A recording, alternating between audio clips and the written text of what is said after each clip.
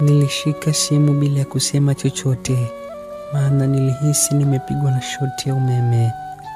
Mke wangu akaniuliza kulikoni. Nikashusha simu na kumwangalia mke wangu. Nikamweleza kwa mama yangu amekufa.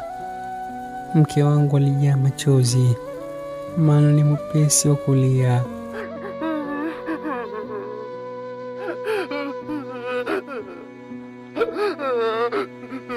Ikabidi mimi ndio nianze kumbembeleza yeye. Alipotulia akanipa pole. Akaniambia kuwa tujiandae na kuelekea msibani. Basi ikabidi tujiandae. Nilikosa raha kabisa. Moyo wangu ulikuwa umenyong'onyea mno. Tukaondoka hapo na mke wangu kwa kupanda gari yetu na kufanya safari kuelekea nyumbani kwetu kwa ajili ya msiba wa mama. Ni kweli watu walikuwa wamejaa nyumbani na tulipokewa kwa kilio kikubwa sana. Ilikuwa ni majonzi na maombolezo. Dada yangu Ana kasogea karibu na kuniambia, "Kaka, hii ndio surprise uliosema namletea mama. Surprise ya kifo. Mama hayupo Frankie, hayupo tena."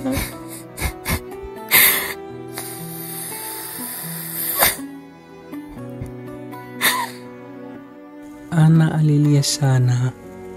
Mimi machozi kanitoka pia, huku nikimbembeleza dada yangu, maana wote tulikumbwa na msiba ule. Tuliondokewa na mzazi. Halikuwa jambo la kitoto kabisa. Baada ya kutulia, nilikaa na kumuuliza dada yangu, "Imekuwaje?" Ni jana nimemuulizia na akasema kuwa mama yuko vizuri. Ilikuwaje? Ni kweli Frank, mama alikuwa vizuri kabisa, tena hakuumwa kitu chochote kile. Hata usiku alikuwa amelala vizuri tu. Sasa ikawaje? Usiku mkubwa tukasikia mama akipiga kelele kama anabanwa na kitu fulani hivi. Tukaenda chumbani na kumwona kitapatapa akihangaika kuwa anaumia. Akasema anakufa bila kukuona Frank. Akasema kuwa tukueleze kwamba anakupenda sana. Mama akavuta pumzi yake ya mwisho, akawa kimya. Maneno haya yaliniumiza sana. Macho yangu yakalengwa tena na machozi. Nikaangua kilio cha kiume. Nikamtazama Ana na kumuuliza, "Nilikuwa muda gani tukio hilo linatokea?" Kwenye mida kama ya saa 8 usiku, maana ulikuwa ni usiku mkubwa. Nilikosa raha kabisa, huku kengele kipiga kichwani mwangu kuwa huenda kitendo changu cha kwenda chooni saa 8 usiku ndio kimepelekea kumpoteza mama yangu. Nikaumia sana, ila sikuwa na namna ya kufanya. Nilipomaliza kuzungumza na Ana, nikapigia simu na Musa. Nikaipokea kwa ajili ya kuongea naye. Pole sana kwa msiba jamaa yangu. Pole mno. Asante. Kumbe ndo umepata taarifa sasa hivi? Ndiyo. Shemeji amenipigia simu na kuniambia. Hivi sasa nipo njiani kuja huko. Simu ikakatwa.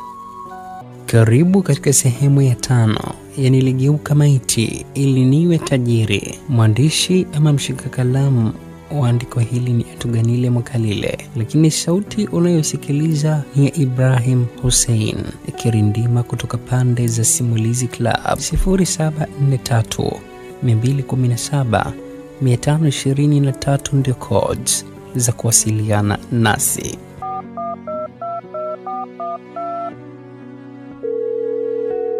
Hii ni sehemu ya 5 ya Niligeuka Maiti ili niwe tajiri.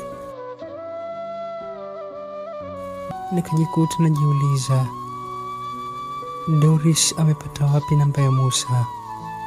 Kumbe Doris ana simu kweli. Kwa hiyo nilichokuwa nakiona kipindi na kufa ni kweli. Nikavuta pumzi kidogo na kujisemea, yule mwanamke ataniua kwa kweli. Muda mfupi Musa alifika na kutupa pole pale. Kisha kaniita pembeni kuongea nami. Sasa mnazika lini? Bado hatujapanga. Frank, wewe ni mfanyabiashara. Unatakiwa tembea na muda. Mfanyabiashara hatakiwi kupoteza hata dakika moja. Kwa hiyo leo hakikisha mnazika ili uweze kufanya shughuli zako. Sasa si tutegemeana tutakavyokubaliana. Kukubaliana na nani? Siku zote mwenye kisu kikali ndiye mla nyama. Una pesa kwa sasa.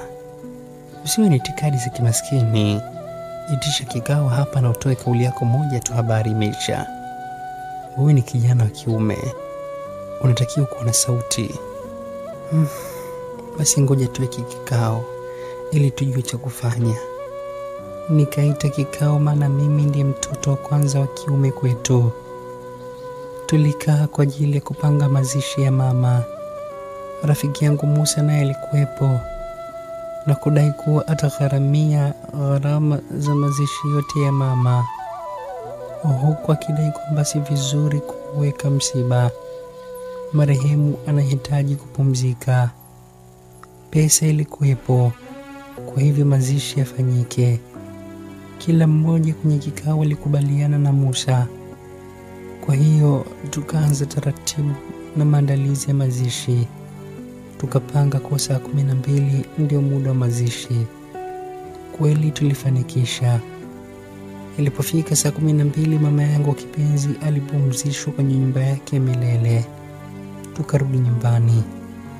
Hapo rafiki yangu Musa kanivuta pembeni na kunieleza kuwa wewe ni mwanaume. Hapa kwenye matanga mwache mke wako. Huna haja ya kukaa matanga wewe. Sawa. Kwa hiyo wewe ondoka ili kesho ukaendelee na biashara zako. Akamuita Doris na kumweleza, mumeo mwache ondoke. Matanga kaa wewe hapa. Yeye mwache akashughulikie maisha yenu huko. Mimi naondoka naye, sawa? Nikamtazama Musa na kudai kuwa ndugu zangu hawatanielewa. Musa akacheka. Akanieleza nitoke usingizini. Akaniambia kuwa siku zote pesa ndio yenye sauti. Pesa itaongea. Akasema nimuite dada nimwambie kwamba ndio nimeanza kazi na ninahitajika kazini. Nimpatie pesa kuufunga mdomo wake halafu mimi niondoke. Akaniuliza nina hofu gani wakati pesa ninayo. Akasema kuwa yeye pia atanisaidia kuzungumza na Ana kuwa ninahitajika kazini kwa haraka. Nikakubaliana naye kuhusu lile. Ilipofika saa 3, kweli kabisa nilikwisha mwita Ana na kumuaga. Nikampatia pesa. Kweli kabisa. Pesa ni sabuni ya roho. Maana dada Ana hakuongeza neno lolote lile zaidi ya kunitakia kazi njema. Nikazungumza naye mawili matatu. Doris nikamuaga pia, kisha nikaondoka na Musa. Aliingia kwenye gari yake na mimi kwenye gari yangu, kisha tukaondoka. Niliendesha huku nikitafakari sana mambo yaliyokuwa yakiendelea. Sikuwa na raha kweli kweli. Au mama amekufa kwa sababu yangu? Kama ni kweli, sijui kama nitaweza kujisamehe kwa hilo. Sijui kwa kweli. Roho inaniuma sana. Niliendesha gari huku mawazo yakinisonga. Lakini sauti unayosikiliza ni ya Ibrahim Hussein ikirindima kutoka pande za Simulizi Club. 0743 217 523 ndio codes za kuwasiliana nasi.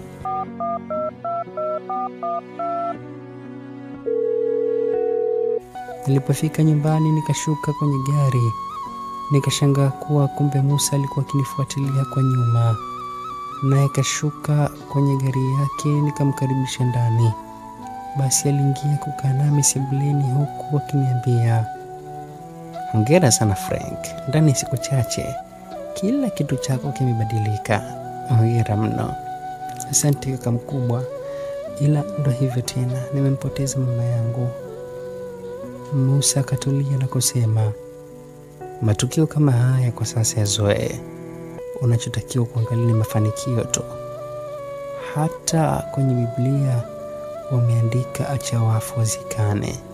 Mtu akishakufa na habari yake imekufa. Kwa hiyo unatakiwa kusonga mbele. Nadhani umeelewa mtu wangu Na kuelewa, ile inauma sana.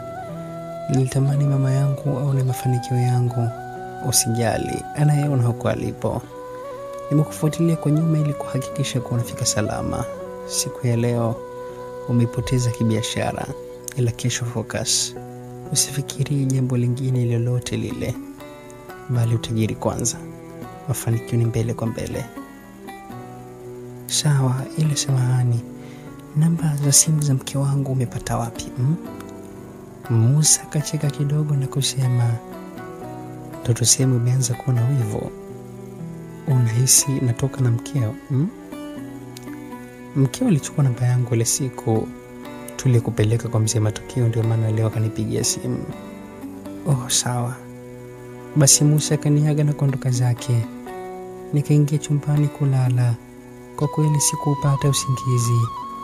Mawazo yalikuwa mengi. Nilifikiria kuhusu mama na pia nikafikiria kumhusu mke wangu Doris. Ni kwa nini ananificha? Na ameanza kunificha tangu lini? Nilihisi namfahamu sana Doris, ila kwa sasa naona wazi simfahamu vizuri. Nilijitahidi kupata usingizi, ila haukuwepo kabisa hadi panakucha. Niliamka na kujiandaa kwenda kwenye biashara zangu. Kweli kabisa, kwa sasa nilikuwa na upepo mkubwa sana wa biashara, kwani kila biashara niliyoshika basi ilitika na kunipatia faida kubwa sana. Nilifanya biashara kwa weledi mkubwa sana, hadi nikaona kuna umuhimu wa kupata vijana kunisaidia katika biashara zangu. Maana mimi kwa wakati ule nilikuwa tajiri. Mke wangu Doris alikaa siku 3 msibani, kwa hivyo akawa amerudi nyumbani baada ya siku 3 kuisha. Nikamkaribisha vizuri na kumuuliza aliyojiri. Dada zako wanajadiliana kuhusu gari yako. Nimewambia ni gari ya bosi wako. Tena rafiki yako Musa kafanya vizuri sana kuhakikisha kwa yeye ndiye anashikilia msiba wote. Kwa hiyo wamejua sababu ya pesa hizo. Ana kafurahi sana alivyosikia kwamba umepata kazi. Anasema kwa mama yenu angekuwepo basi ingekuwa ni furaha kubwa sana. Nikatulia kidogo na kusema, swala la mama laniumiza sana kichwa. Nilitamani kufanya surprise ya kumchukua na kumleta huko kwenye nyumba yangu mpya. Nimeumizwa sana na kifo chake. Inauma kweli, ila kazi ya Mungu haina makosa. Tushukuru kwa kila jambo mume wangu. Mama siku yake ilifika, ndio maana amekufa, kwa hivyo tumshukuru Mungu tu. Niliitika, ila moyo wangu bado ulihisi kuwa una hatia kubwa mno. Siku ile Doris aliniomba pesa na haikuwa ngumu kumpatia kwa sababu pesa nilikuwa nayo. Lakini sauti unayosikiliza ni ya Ibrahim Hussein ikirindima kutoka pande za Simulizi Club. 0743 217 523 ndio codes za kuwasiliana nasi.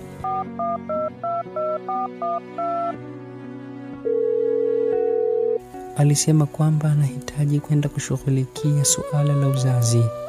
Anatamani tuwe na watoto ili tuweze kufurahi nao katika nyumba yetu. Hata mimi nilitamani. Tatizo lilikuwa pesa, ila pesa ipo. Matumaini ya kusafisha mirija ilikuwepo pia. Doris kanikumbatia kwa furaha. Mimi nikaendelea na shughuli zangu kama kawaida baada ya kumbato lile. Baada ya mwezi kupita nikiwa nimerudi nyumbani, nilipokelewa kwa kumbato kubwa sana kutoka kwa Doris. Surprise! Najua nini kinaendelea? Hapana, ni nini?